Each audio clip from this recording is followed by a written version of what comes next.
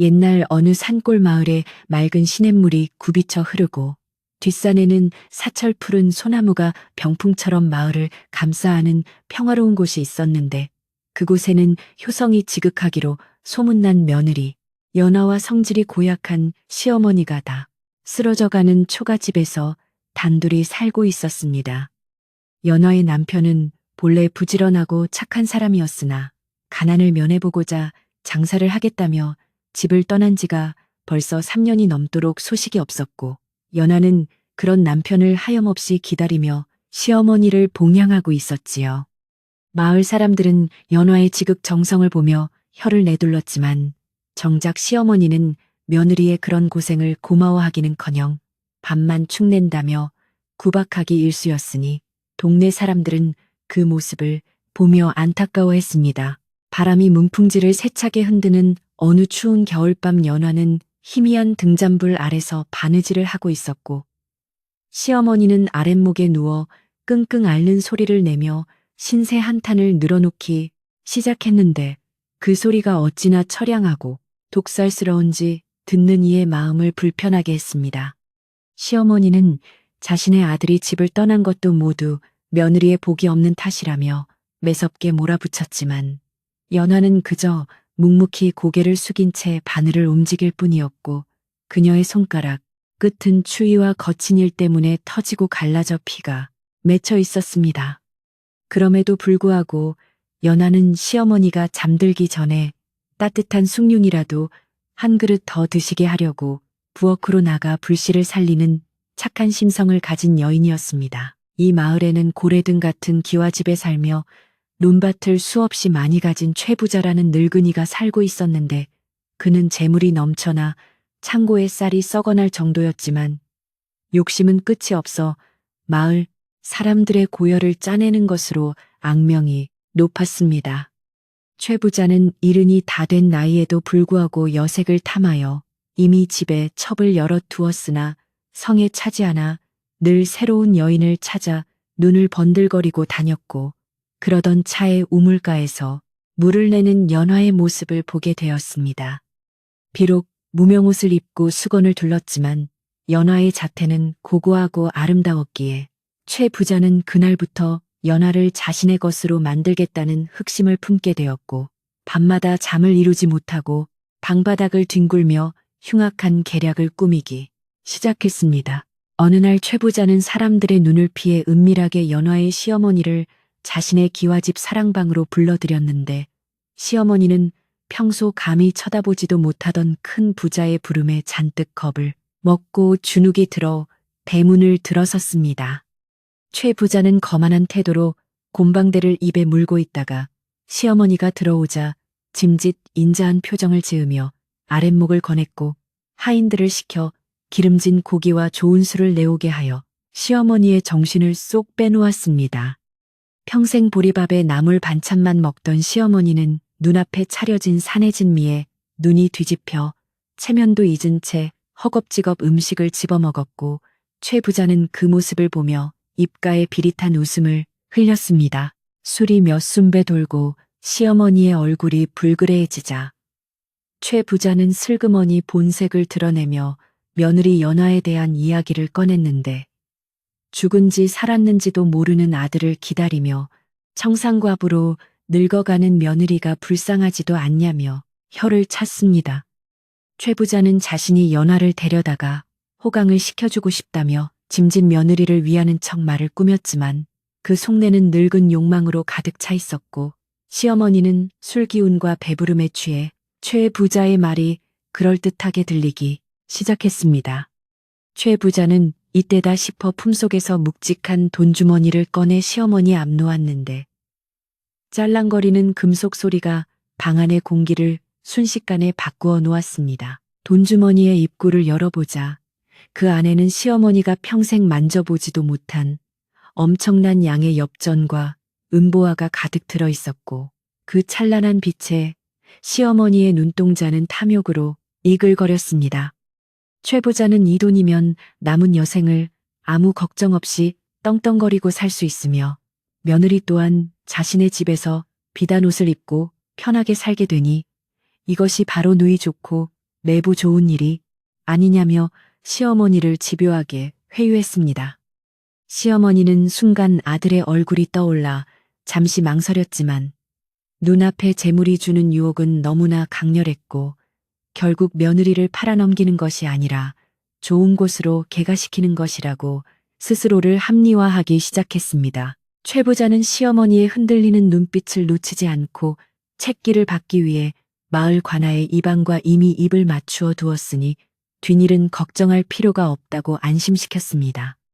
관아의 이방은 최 부자에게 뒷돈을 받고 온갖 나쁜 짓을 눈감아주는 탐관오리였기에 며느리를 억지로 데려가도 법적으로 문제가 생기지 않도록 문서를 조작해 주기로 약조가 되어 있었던 것입니다. 시어머니는 관아의 관리까지 뒤를 봐준다는 말에 더욱 용기를 얻었고 마침내 떨리는 손으로 돈주머니를 집어 품속 깊이 숨기며 며느리를 넘기겠다는 약속을 하고 말았습니다. 집으로 돌아오는 길에 시어머니는 품속에 든 돈주머니의 무게가 천근만근처럼 느껴지면서도 한편으로는 이제 고생 끝이라는 생각에 가슴이 벅차올라 발걸음이 빨라졌습니다. 차가운 겨울바람이 얼굴을 때렸지만 시어머니의 몸은 욕망으로 뜨겁게 달아올라 추위를 느낄 새가 없었고 머릿속은 온통 그 돈으로 무엇을 사고 무엇을 먹을까 하는 생각으로 가득 찼습니다. 멀리서 초가집의 희미한 불빛이 보이자 시어머니는 잠시 멈칫하며 죄책감을 느꼈지만 이내 돈주머니를 꽉 움켜쥐며 마음을 독하게 먹고 대문을 밀고 들어갔습니다. 방 안에서 기다리던 연화는 시어머니의 발소리를 듣고 얼른 문을 열고 나와 늦은 밤길이 위험하지 않으셨냐며 걱정스러운 얼굴로 맞이했습니다. 시어머니는 며느리의 맑은 눈을 똑바로 쳐다보지 못하고 황급히 방으로 들어가며 날이 차니 얼른 들어오라고 퉁명스럽게 말했지만 그 목소리에는 평소와는 다른 떨림이 섞여 있었습니다. 연화는 시어머니의 태도가 평소와 조금 다르다는 것을 느꼈지만 그저 날이 추워서 그러시려니 하고 따뜻한 이부자리를 펴드리며 시어머니의 언손을 주물러 드렸습니다. 그날 밤 시어머니는 벽을 보고 누워 잠을 이루지 못하고 품속의 돈주머니를 만지작거리며 며느리를 어떻게 최 부자의 집으로 보낼지 궁리를 하느라 밤을 꼬박 새웠습니다. 밖에서는 컹컹거리는 개 짖는 소리와 함께 스산한 바람 소리가 들려왔고 마치 누군가가 자신의 죄를 꾸짖는 것만 같아 시어머니는 이불을 머리끝까지 뒤집어 썼습니다. 옆에서 곤히 잠든 며느리의 숨소리가 들려올 때마다 시어머니는 가슴 한구석이 찔리는 듯한 통증을 느꼈지만 이미 손에 쥔 재물을 놓을 수는 없다는 생각에 애써 양심의 소리를 외면했습니다. 다음 날 아침이 밝아오자 시어머니는 짐짓 밝은 표정으로 며느리에게 다가가 오늘은 읍내 장터에 가서 맛있는 것도 사 먹고 구경도 하자며 평소에는 하지 않던 제안을 했습니다. 연화는 시어머니가 갑자기 왜 그러시는지 의아했지만 시어머니의 기분을 거스르지 않기 위해 웃으며 그러겠노라고 대답하고 곱게 머리를 빗고 나갈 채비를 했습니다. 시어머니는 장롱 깊숙한 곳에서 예전에 입던 깨끗한 옷을 꺼내 며느리에게 입히며 오늘따라 유난히 곱다며 칭찬을 아끼지 않았는데 그 칭찬이 연화에게는 왠지 모를 불안감을 안겨주었습니다. 한편 최 부자는 아침 일찍부터 하인들을 시켜 집안 청소를 하게 하고 사랑방의 비단 금침을 새로 까는 등 연화를 맞이할 준비로 분주하게 움직였습니다. 그는 이방을 불러 오늘 밤 거사를 치를 것이니 만약의 사태에 대비해 관졸들을 대기시켜 달라고 부탁했고 이방은 두둑한 뇌물을 챙기며 걱정 말라고 호언장담을 했습니다. 최 부자의 집 담장 너머로는 벌써부터 고기 굽는 냄새와 술 냄새가 진동을 하여 마을 사람들은 최 부자 댁에 무슨 잔치라도 벌어지는가 보다며 수군거리기 시작했습니다. 마을의 우물가에는 아낙네들이 모여 빨래를 하며 최 부자네 집의 수상한 움직임에 대해 이야기를 나누고 있었는데 그중 눈치 빠른 한 아낙이 연한의 시어머니가 어젯밤 최 부자 댁에서 나오는 것을 보았다고 말했습니다. 사람들은 설마 그 욕심쟁이 노파가 며느리를 팔아먹으려는 것은 아니겠지 하며 설마 했지만 최 부자의 평소 행실과 시어머니의 돈 욕심을 떠올리며 불길한 예감을 떨칠 수 이러들에는 없었습니다. 바람결에 실려오는 소문은 흉흉하기 짝이 없었지만 정작 당사자인 연하는 아무것도 모른 채 시어머니의 손에 이끌려 집을 나서고 있었습니다. 시어머니와 함께 집을 나선 연하는 마을 어귀를 지나면서 자꾸만 뒤를 돌아보았는데 왠지 정든 집을 다시는 보지 못할 것 같은 기분 나쁜 예감이 들었기 때문입니다. 까마귀 한 마리가 고목나무 가지에 앉아 기분 나쁘게 울어대자 연화는 몸을 부르르 떨며 옷깃을 여미었고 시어머니는 그런 며느리를 재촉하며 걸음을 빨리 했습니다. 하늘은 금방이라도 눈이 쏟아질 듯 잿빛으로 흐려 있었고 산새들조차 울음을 멈춘 고요한 산길을 두 여인은 말없이 걸어가고 있었습니다. 마침내 두 사람이 도착한 곳은 읍내 장터가 아니라 엉뚱하게도 산 너머에 있는 외딴 주막이었는데 그곳에는 낯선 사내들이 술을 마시며 험악한 분위기를 풍기고 있었습니다. 시어머니는 당황해하는 연화에게 여기서 잠시 쉬었다 가자며 주막 안으로 데리고 들어갔고 미리 와 있던 최 부자의 하인이 그들을 맞이하며 은밀한 눈짓을 주고받았습니다. 연화는 그제야 무언가 잘못되고 있다는 것을 직감하고 시어머니의 소매를 붙잡으며 집으로 돌아가자고 애원했지만 시어머니는 매몰차게 며느리의 손을 뿌리치며 외면했습니다. 주막의 뒷방으로 들어간 시어머니는 하인에게서 또 다른 돈 꾸러미를 받아 챙기며 며느리에게는 잠깐 기다리라고 말하고는 황급히 방문을 닫고 나가버렸습니다. 방 안에 홀로 남겨진 연화는 두려움에 떨며 문을 열려고 했지만 문은 밖에서 굳게 잠겨 있었고 밖에서는 시어머니와 하인이 나누는 소리가 들려왔습니다. 이제 이 아이는 최 부자 댁 사람이니 자네들이 알아서 하게 나는 내 몫을 챙겼으니 이만 가보겠네.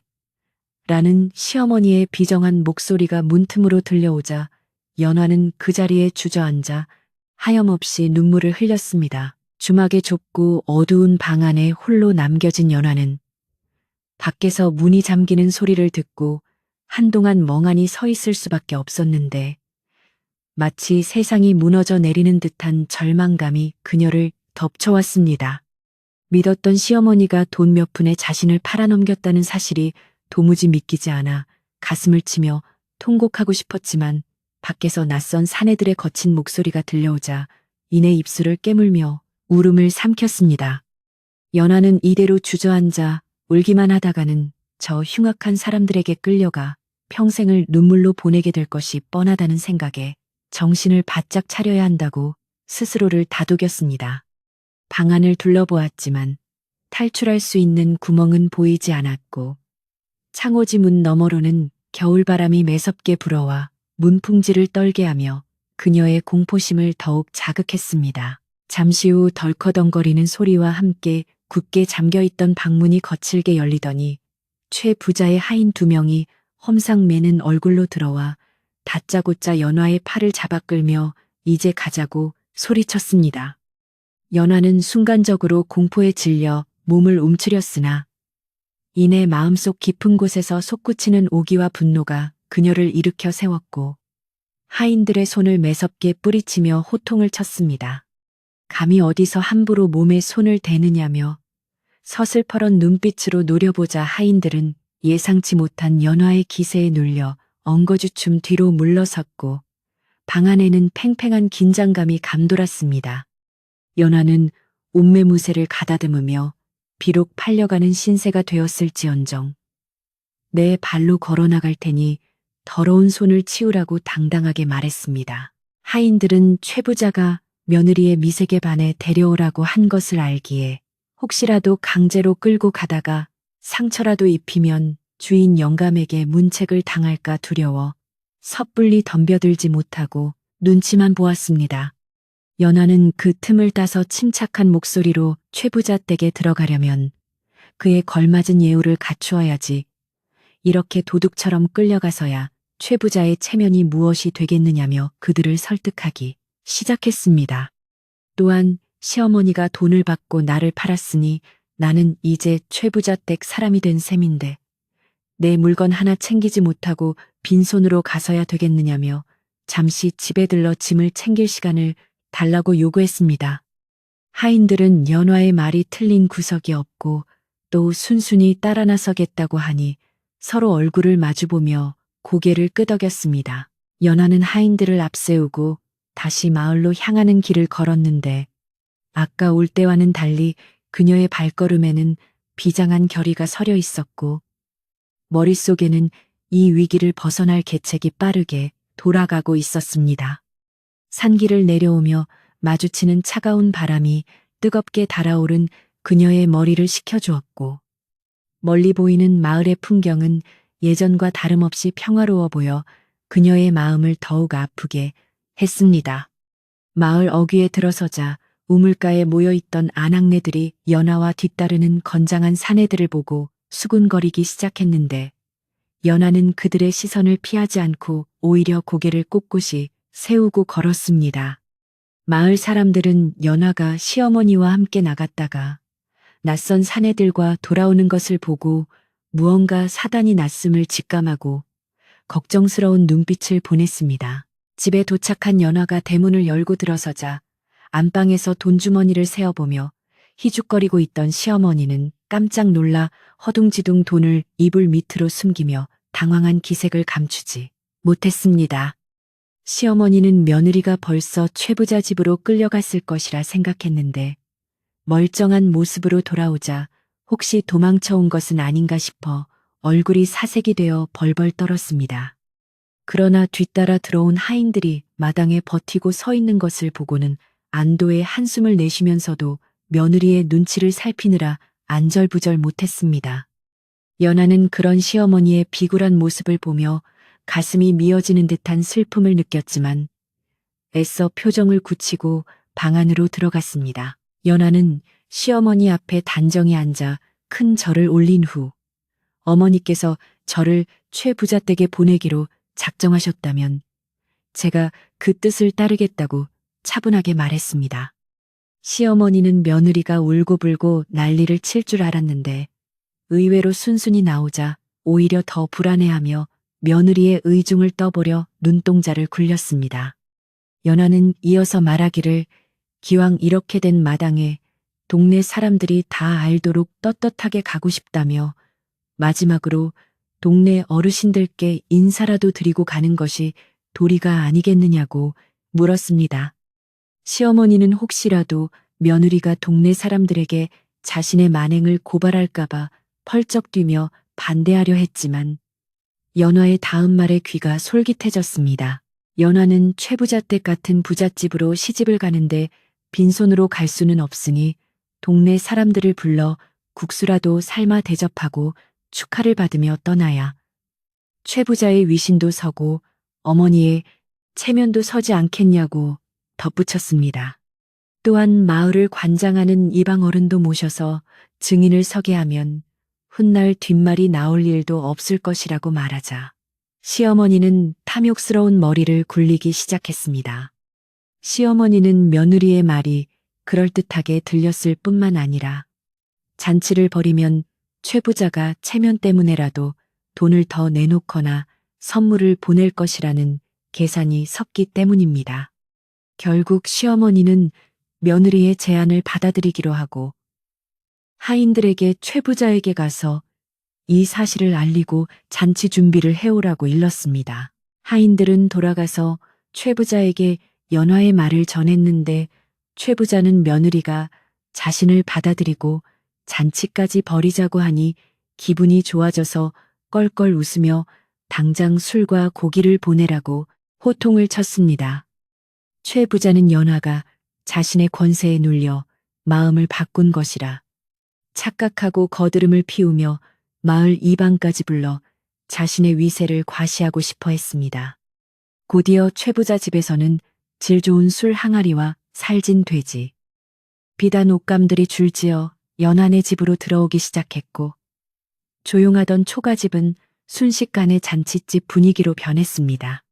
마을 사람들은 영문을 모른 채 고기 굽는 냄새에 이끌려 하나둘씩 연안의 집 마당으로 모여들기 시작했습니다.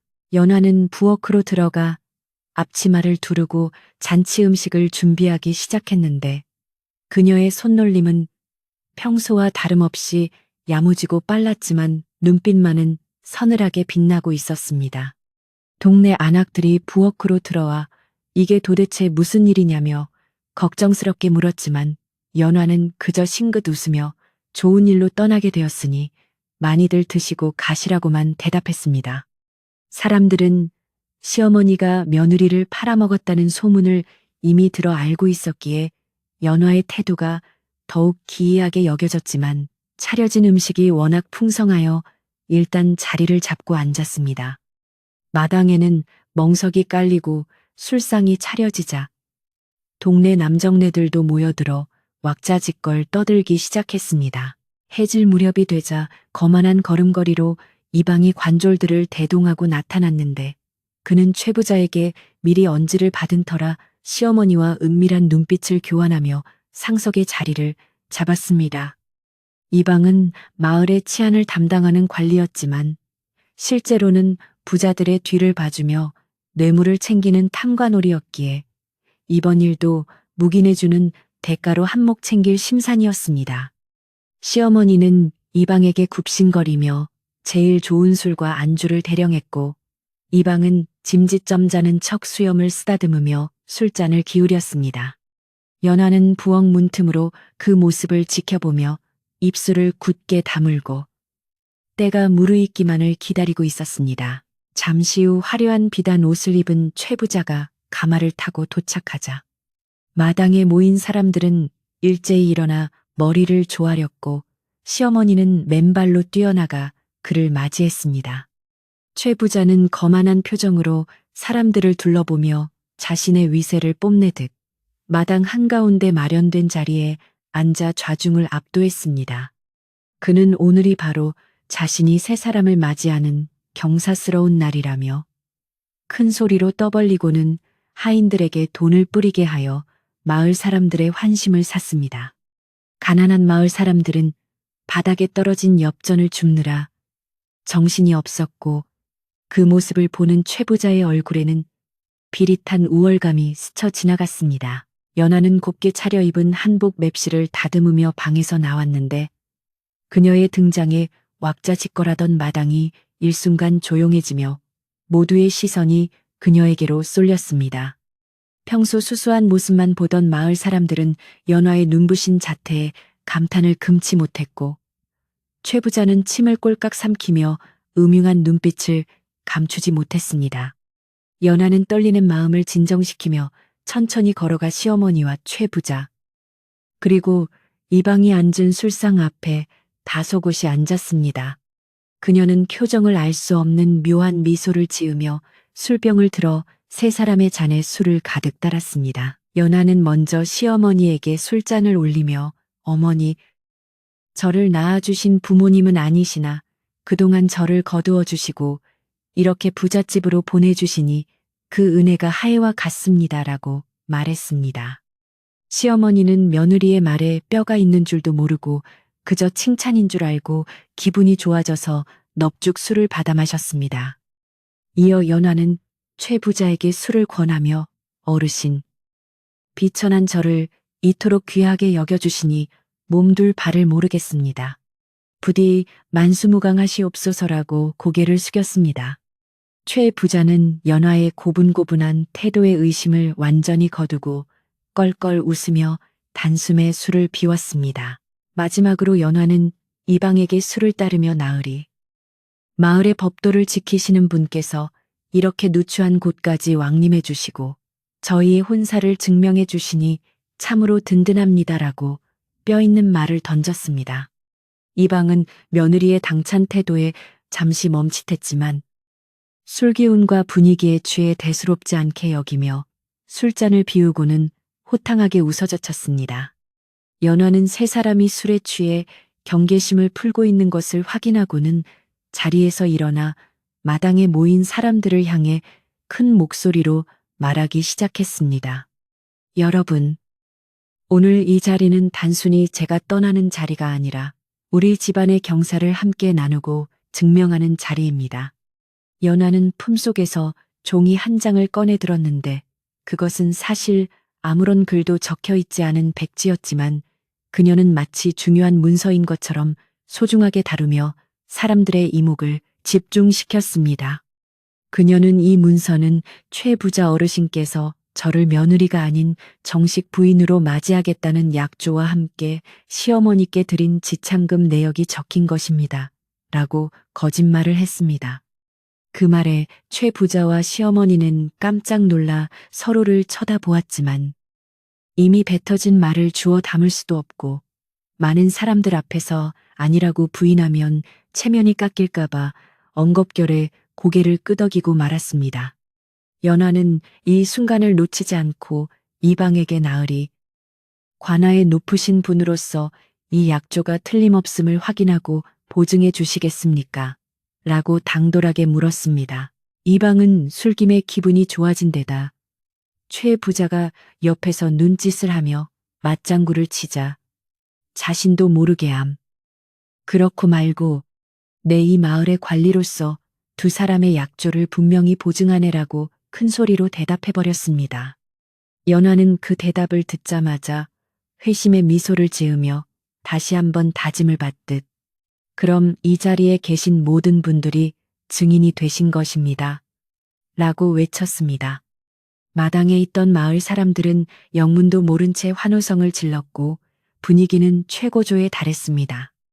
이렇게 연화는 탐욕스러운 세 사람을 꼼짝 못할 덫으로 유인하여 스스로의 발등을 찢게 만들 준비를 마쳤습니다. 술자리가 무르익어가고 밤이 깊어지자 연화는 슬그머니 부엌으로 가서 미리 준비해둔 또 다른 술병을 꺼내왔는데 이 술에는 사람의 정신을 혼미하게 만드는 약초가 조금 섞여 있었습니다. 그녀는 이 술을 최 부자와 이방, 시어머니에게 집중적으로 권하며 그들이 횡설수설하도록 유도했습니다. 최 부자는 술에 취해 기분이 좋아지자 자신이 얼마나 많은 돈을 썼는지 그리고 이방에게 얼마를 쥐어주었는지 자랑스레 떠벌리기 시작했습니다. 이방 또한 혀꼬인 소리로 자신이 관아의 장부만 조작하면 안 되는 일이 없다며 자신의 비리를 무용담처럼 늘어놓았습니다. 마당에 있던 마을 사람들은 처음에는 그저 취중 진담이려니 생각하고 웃어넘겼으나 이야기가 계속될수록 그 내용이 심상치 않음을 느끼고 웅성거리기 시작했습니다. 특히 며느리를 돈 주고 샀다는 이야기와 관아의 관리가 뒷돈을 받고 이를 눈감아 주었다는 내용이 흘러나오자 사람들의 표정은 점차 굳어졌습니다. 연하는 이 기회를 놓치지 않고 슬픈 표정을 지으며 아이고, 저는 정식 혼례인 줄 알았는데 돈으로 팔려가는 것이었단 말입니까?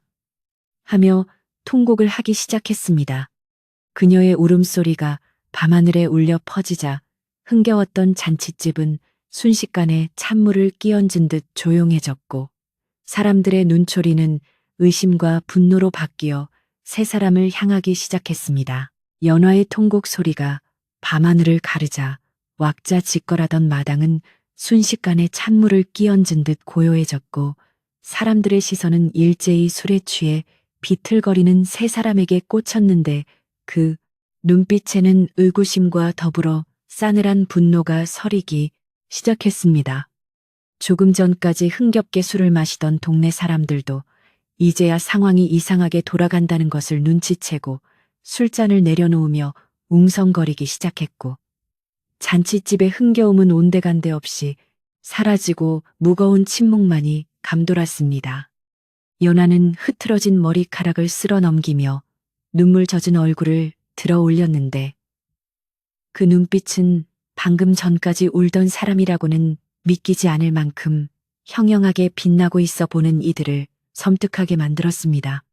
그녀는 천천히 자리에서 일어나 옷매무새를 가다듬고는 아직도 상황 파악을 못하고 희죽거리는 최 부자와 이방 그리고 시어머니를 향해 또렷한 목소리로 말을 이었습니다. 여러분, 제 말을 똑똑히 들으셨습니까? 이 혼사는 사람과 사람의 만남이 아니라 돈으로 사람을 사고 파는 추악한 거래였음이 이분들의 입으로 밝혀졌습니다. 연화의 목소리는 떨리지 않았고 오히려 서리빨처럼 차갑게 마당을 울렸는데 그 위세에 눌려 사람들은 숨소리조차 크게 내지 못하고 그녀의 다음 말을 기다렸습니다. 술에 잔뜩 취해 눈이 풀린 최 부자는 연화가 무슨 소리를 하는지 알아듣지 못하고 그저 기분이 나쁘다는 듯 인상을 찌푸리며 탁자를 내리쳤습니다. 에잉, 좋은 날에 왜 갑자기 초를 치고 그래, 이방 나으리. 저 계집이 지금 뭐라 하는 건가. 어서 술이나 한 잔 더 따르지 않고 최 부자의 호통에도 연화는 눈 하나 깜짝하지 않고 그를 똑바로 응시하며 입가에 묘한 미소를 지었습니다. 연화는 품속에서 아까 꺼냈던 종이를 다시 펼쳐들고는 마치 판결문을 읽어내려가는 관리처럼 엄숙한 태도를 취했는데 사실 그 종이에는 아무것도 적혀 있지 않았으나 그녀의 태도가 워낙 당당하여 아무도 의심하지 않았습니다. 여기 이 문서에는 최 부자 어르신이 저를 첩으로 드리는 대가로 시어머니께 엽전 500냥을 주기로 한 것과 이방 나으리가 이를 묵인해 주는 대가로 쌀열 가마니를 받기로 한 내용이 적혀 있습니다. 연화가 구체적인 액수까지 거론하며 큰 소리로 외치자 마을 사람들은 경악을 금치 못하며 웅성거리는 소리가 파도처럼 커졌습니다. 세상에, 며느리를 500냥에 팔아 그것도 관아의 이방이 뒤를 봐주고 사람들의 비난 섞인 목소리가 여기저기서 터져 나오자 시어머니는 그제야 술이 조금 깨는 듯한 기분이 들어 당황한 눈빛으로 주위를 둘러보았습니다. 하지만 탐욕에 눈이 먼 시어머니는 부끄러움보다는 혹시라도 돈을 빼앗길까봐 품속의 돈주머니를 더욱 꽉 움켜쥐며 소리쳤습니다. 아니, 내 자식, 내가 좋은 곳으로 시집 보내겠다는데 너희들이 무슨 상관이야. 그리고 최 부자 댁으로 가면 호강하고 살 텐데 그게 뭐 그리 나쁜 일이란 말이냐. 시어머니의 적반하장격인 태도의 마을 사람들은 혀를 차며 고개를 돌렸고 연하는 오히려 그 말을 기다렸다는 듯이 고개를 끄덕였습니다. 그렇습니다. 어머니 말씀대로 이것이 정당한 거래라면 여기 계신 이방 나으리께서 관아의 직인을 찍어 증명해 주시면 될 일 아닙니까? 연하는 붓과 벼루를 들이밀며 이방에게 확인 도장을 찍어달라고 요구했는데 이는 그들의 죄를 움직일 수 없는 증거로 남기려는 고도의 심리전이었습니다. 술이 거나하게 취한 이방은 자신의 권위를 세울 수 있는 기회라고 착각하고 비틀거리며 붓을 집어들었는데 그는 지금 자신이 무슨 짓을 하는지도 모른 채 그저 으스대고 싶은 마음에 사로잡혀 있었습니다. 그렇고 말고 내 이 마을의 치안을 담당하는 관리로서 이 거래가 아주 합당함을 증명하노라. 이방은 꼬인 혀로 큰소리치며 백지 위에 자신의 이름을 휘갈겨 쓰고는 품속에서 관아에 도장을 꺼내 쾅하고 찍어버렸습니다. 붉은 인주가 선명하게 찍히는 순간 연화의 눈에는 승리의 빛이 스쳐 지나갔고 이제 이 종이는 단순한 백지가 아니라 탐관오리의 비리를 증명하는 결정적인 문서가 되었습니다. 최 부자 역시 질세라. 내 돈으로 내가 사람을 사는데 누가 감히 뭐라 하겠느냐며 자신의 수결을 덧붙였으니 제 발등을 제가 찍은 꼴이 되고 말았습니다. 연화는 두 사람의 서명과 도장이 찍힌 종이를 높이 쳐들고 마을 사람들을 향해 외쳤습니다. 보십시오. 이 종이가 바로 이들의 죄를 증명하는 명백한 증거입니다. 멀쩡한 사람을 돈으로 사고 팔고 나라의 녹을 먹는 관리가 이를 방조했으니 이는 국법을 어긴 중죄여 인륜을 저버린 폐악입니다. 연화의 섯을 펄은 일갈의 잔치마당은 순식간에 성토장으로 변했고 마을 사람들의 분노는 극에 달했습니다. 평소 최 부자의 횡포에 시달리고 이방의 수탈에 고통받던 마을 사람들은 연화의 용기 있는 행동에 힘을 얻어 하나둘씩 앞으로 나서며 그들을 꾸짖기 시작했습니다. 맞소. 저 늙은이가 우리 논 물길을 막았을 때도 이방 나으리는 뒷짐만 지고 있었지. 내 아들을 억지로 관아 노비로 끌고 간 것도 다 돈 때문이었어. 사람들의 원성이 높아지자 최 부자와 이방은 그제야 분위기가 심상치 않음을 느끼고 술이 확 달아나는 것을 느꼈는데 그들의 얼굴은 불그락푸르락하며 당혹감을 감추지 못했습니다. 최 부자는 자리를 박차고 일어나 하인들에게 소리쳤습니다. 뭐 하고 있느냐? 당장 전연의 입을 막고 끌어내라. 감히 내 앞에서 어디서 말대꾸냐? 하인들이 주춤거리며 다가오려 했지만 이미 분노한 마을 청년들이 그 앞을 가로막고 서서 험악한 표정으로 노려보자 감히 손을 쓰지 못하고 뒷걸음질 쳤습니다. 이방 또한 위험을 가장하여 호통을 치려 했으나 마을 사람들의 기세에 눌려 목소리가 기어들어가고 말았으니 그 꼴이 참으로 우스꽝스러웠습니다. 연하는 한 발자국도 물러서지 않고 시어머니에게 다가가 부드럽지만 단호한 목소리로 말했습니다. 어머니, 지금이라도 그 돈을 돌려주시고 잘못을 비십시오.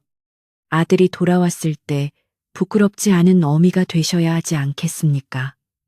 시어머니는 며느리의 말에 가슴이 철렁 내려앉았지만 이미 손에 쥔 재물을 놓기가 너무 아까워 덜덜 떨리는 손으로 돈주머니를 감싸 안으며 고개를 저었습니다.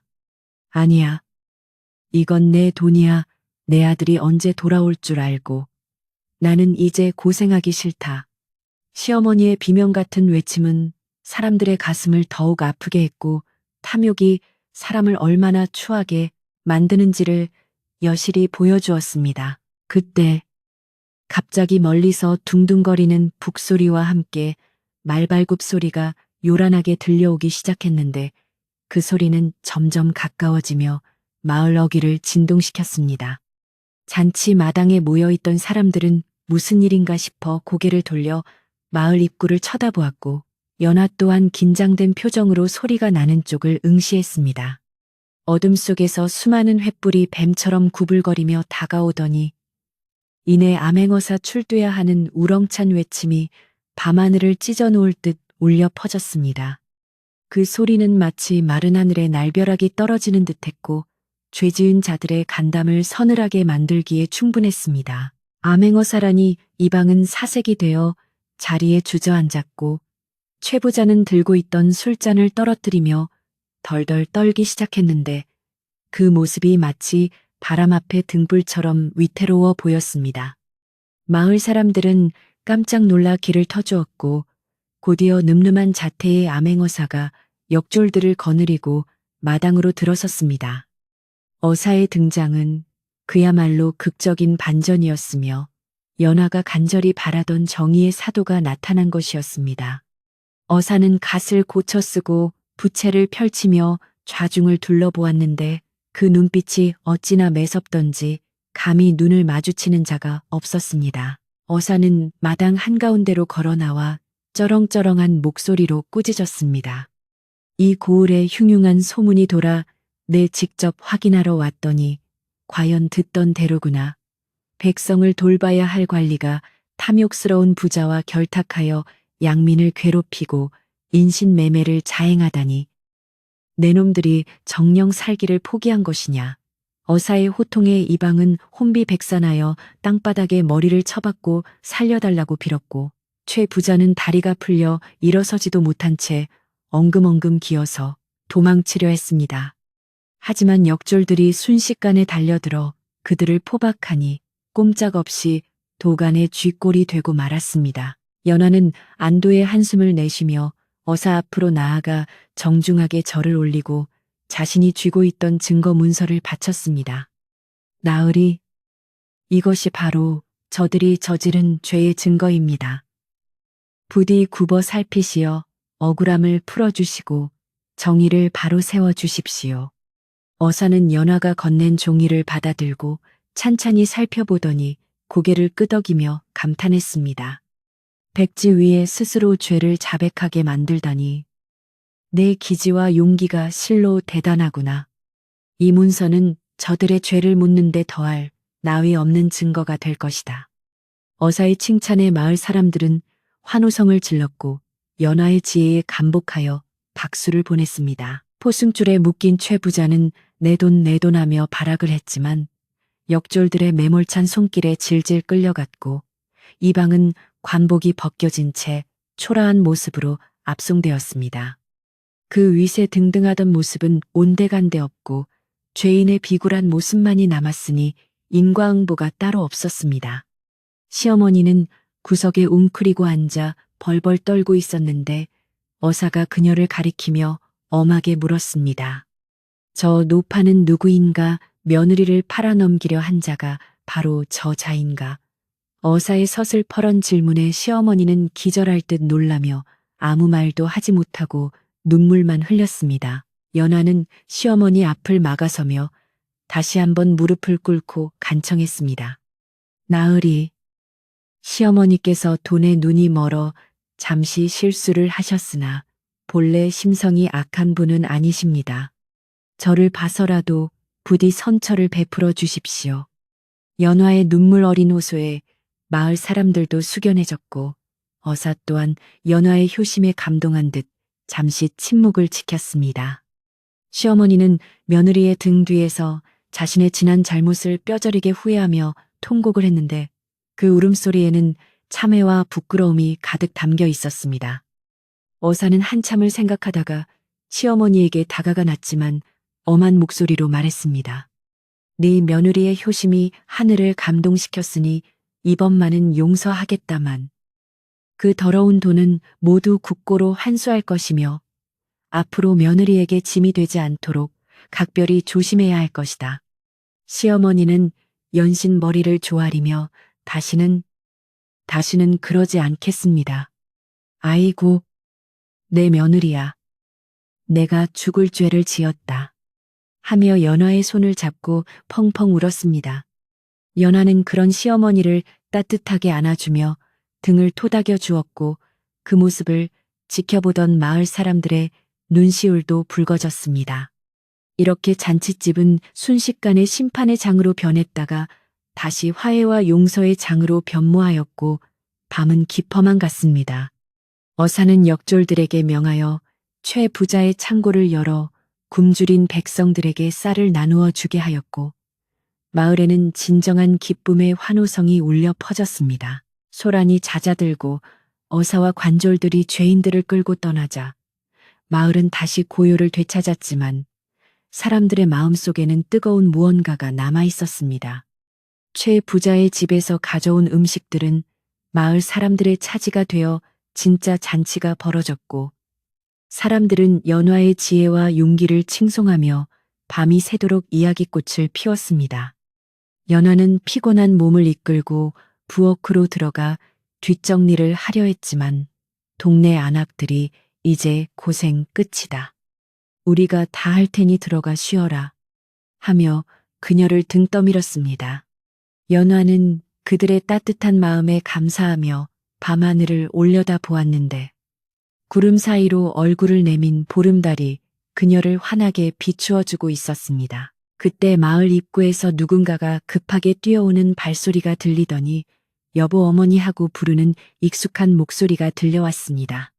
연화는 그 목소리에 심장이 멈출 듯 놀라 대문 쪽을 바라보았는데 어둠 속에서 보찜을 매난 사내가 숨을 헐떡이며 뛰어들어오고 있었습니다. 그는 다름 아닌 연화가 그토록 기다리던 남편이었으니 3년 만에 귀환이었습니다.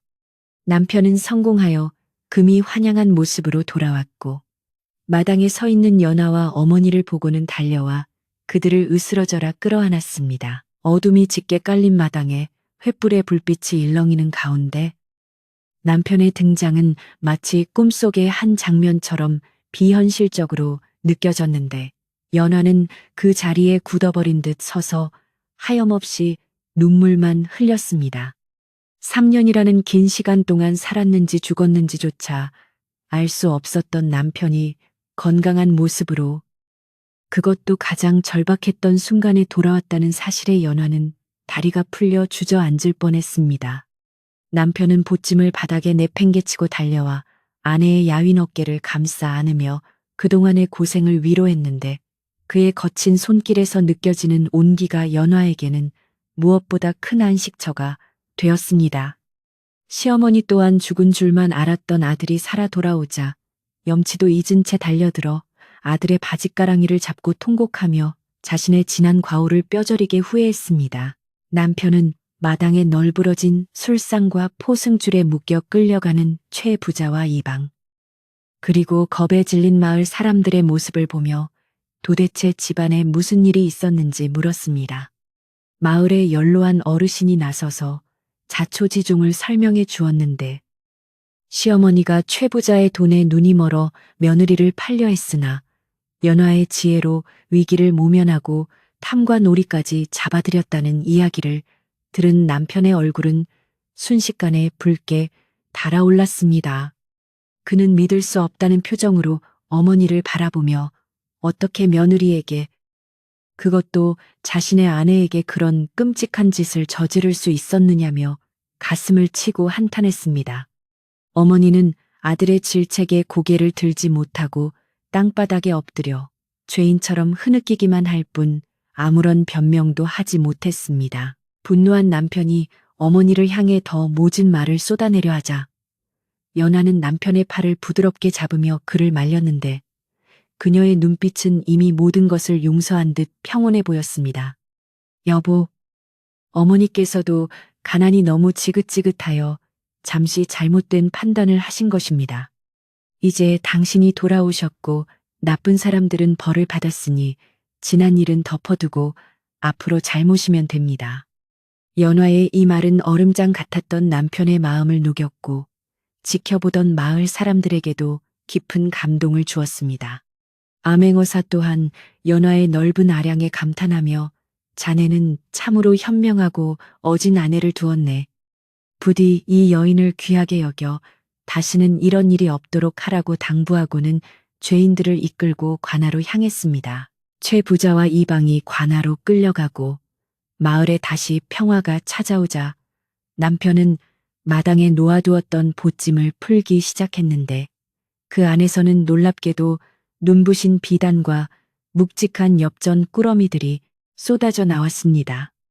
남편은 타국에서 갖은 고생 끝에 장사에 성공하여 큰돈을 벌어왔던 것이며 이제 고생은 끝났다고 호언장담하며 어머니와 아내 앞에 재물을 펼쳐 보였습니다.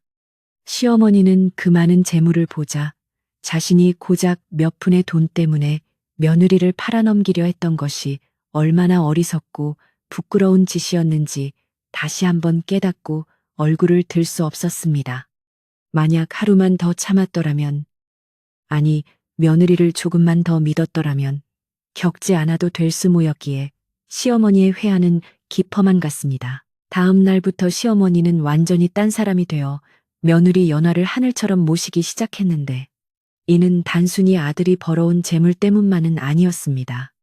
위기의 순간에도 자신을 감싸주고 용서해준 며느리의 진심에 감복하여 그동안에 모질었던 성격을 모두 버리고 진정한 가족으로 거듭나기로 결심했기 때문입니다.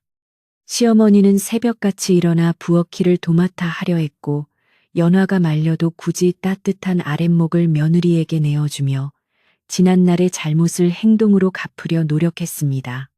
마을 사람들은 호랑이 같던 시어머니가 양처럼 순해진 것을 보고 며느리의 효성이 돌부처도 돌아앉게 만들었다며 칭송을 아끼지 않았습니다. 최 부자와 이방은 관아에서 엄한 문초를 받고 그동안 착복했던 재산을 모두 몰수당한 뒤 멀리 귀양을 가게 되었으니 마을에는 더 이상 탐욕스러운 자들의 횡포가 사라지게 되었습니다.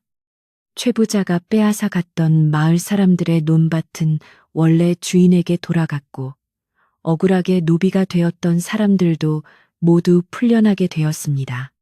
마을 사람들은 연화 덕분에 고을의 큰 근심거리가 사라졌다며 떡과 과일을 싸들고 연화의 집을 찾아와 감사의 인사를 전했습니다. 연화의 집은 매일 웃음소리가 끊이지 않았고 다 쓰러져 가던 초가집은 남편이 벌어온 돈으로 번듯한 기와집으로 새로 단장하게 되었습니다. 겨울이 지나고 따스한 봄바람이 불어오자 연안의 집 마당에는 매화꽃이 활짝 피어 그윽한 향기를 뿜어냈는데 이는 마치 고진감래 끝에 찾아온 가족의 행복을 축복하는 듯 했습니다. 남편은 마을에 서당을 지어 아이들을 가르치며 존경받는 선비로 살아갔고 연화는 어려운 이웃을 돕며 덕을 쌓는 일에 매진했습니다. 시어머니는 손자들을 돌보며 옛날 이야기를 들려주는 인자한 할머니가 되었는데 가끔 아이들에게 자신의 부끄러웠던 과거를 이야기해주며 욕심이 얼마나 무서운 것인지 가르쳐 주기도 했습니다. 그렇게 세 식구는 서로를 아끼고 위하며 남부럽지 않은 행복한 나날을 보내게 되었습니다. 어느 맑은 날 밤, 연화와 남편은 마루에 나란히 앉아 둥근 보름달을 바라보며 지난날의 일들을 회상했는데 그때의 일들이 마치 까마득한 옛날 이야기처럼 느껴졌습니다. 남편은 연화의 거칠어진 손을 꼭 잡으며 당신이 없었더라면 우리 집안은 풍비박산이 났을 것이요. 당신의 지혜가 우리 모두를 살렸소라고 고마움을 전했습니다. 연화는 수줍게 웃으며 모두 조상님의 보살핌과 당신이 무사히 돌아와 준 덕분이지요. 라고 겸손하게 대답했습니다. 달빛 아래 두 사람의 그림자가 하나로 포개지며 밤바람에 실려오는 풀벌레 소리가 그들의 대화를 다정하게 감싸 안았습니다. 세월이 흘러 연화의 이야기는 마을을 넘어 인근 고을까지 퍼져나갔고 많은 사람들이 어려운 일이 닥칠 때마다 연화의 지혜를 본받아 해결하려 노력했습니다. 며느리를 핍박하던 시어머니들도 이 이야기를 듣고는 자신의 행동을 되돌아보고 며느리를 딸처럼 아끼게 되었다는 소문도 들려왔습니다. 연화는 늙어서도 그 기품을 잃지 않았으며 그녀가 세상을 떠날 때까지 마을 사람들은 그녀를 지혜로운 어머니라 부르며 칭송했습니다. 그녀가 남긴 교훈은 단순히 재물을 지키는 법이 아니라 사람의 마음을 얻고 가정을 지키는 것이 진정한 지혜임을 일깨워주는 것이었습니다. 이야기는 여기서 끝이 나지만 연화가 보여준 용기와 사랑은 오늘날까지도 우리들 마음속에 잔잔한 울림을 주고 있습니다. 어두운 밤, 탐욕이라는 그림자가 마음을 덮치려 할 때면 연화의 맑은 눈빛을 떠올리며 스스로를 경계하는 것도 좋을 것입니다. 착한 사람은 복을 받고 악한 사람은 벌을 받는다는 평범한 진리가 여전히 통하는 세상이기를 바라며 오늘 밤 여러분의 꿈자리에 연화가 지켜낸 따뜻한 행복이 깃들기를 바랍니다. 산골 마을의 밤은 깊어가고 소쩍새 울음소리만이 고요하게 들려오는 이 시간. 모든 걱정을 내려놓고 편안한 잠을 청해 보시길 바랍니다. 창호지 문 밖으로 들려오던 바람 소리도 이제 잦아들고 아랫목의 온기가 온몸을 나른하게 감싸는 지금은 하루의 고단함을 내려놓을 시간입니다. 예리 아기 속의 연화처럼 지혜롭고 단단한 마음을 가진다면 어떤 시련이 와도 결국은 웃으며 이겨낼 수 있을 것입니다. 오늘 들려드린 이야기가 여러분의 머리맡에 따뜻한 등불이 되어 꿈속까지 편안하게 안내해 주기를 기원합니다. 밤이 깊었으니 이제 눈을 감고 깊은 잠에 드십시오. 세상의 모든 근심은 내일의 태양에게 맡겨두고 말입니다.